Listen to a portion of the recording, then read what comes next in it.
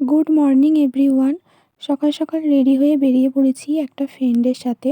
ওর আসলে একটা জায়গায় কাজ ছিল আর ও একা একা যাবে বলে আমাকে বলেছিল। আর আমি যেহেতু সেদিন বাড়িতেই ছিলাম, তাই আমিও বেরিয়ে পড়লাম ওর সাথে ঘুরতে যাওয়ার জন্য।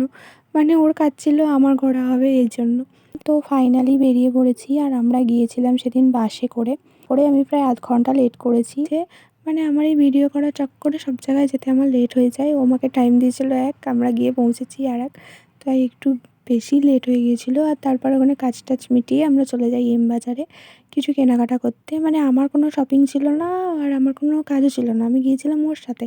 কিন্তু এই যে কেনাকাটা করতে গেলে মানে আমার মনে হয় যে মানে আমি কিছু একটা নিয়ে নিই। তো আমি অনেক কয়েকটা জিনিস নিয়েওছিলাম। তারপরে আর এই যে আয়না দেখলেই আমার মনে হয় সামনে দাঁড়িয়ে ছবি তুলি, ভিডিও করি, ঢং আর শেষ হয় না। তোমাদের কার কার এরকম হয় বলো তো, কে করো অবশ্যই জানিও। আর আমি তো বেসিক্যালি শপিং মলে গিয়েছিলাম এসি হাওয়া খেতে, এত গরম বাইরে। তারপর ফ্রেন্ডটা বলছিল সাদা জামাটা নাকি খুব ভালো লাগছে, তো তোমরা জানিও তো কেমন লাগছে। আর তারপরে আমাদের প্রচণ্ড খিদে পেয়েছিল, কেননা আমরা বেরোতেই হয়ে গেছিলো প্রায় দুপুর।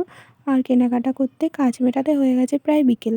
প্রচণ্ড খিদে পেয়েছিল, সেই কারণে আমরা একটু বিরিয়ানি খেয়ে নিই। আর জানো তারপর বাইরে বেরিয়ে দেখি মানে ওয়েদার খুবই খারাপ, ঝড় উঠে গেছে। তাই আর উঠে যায়, মনে হয় এক্ষুনি বৃষ্টি আসবে। কোনো ভিডিও করিনি, সোজা তাড়াহুড়ো করে চলে এসেছি বাড়ি।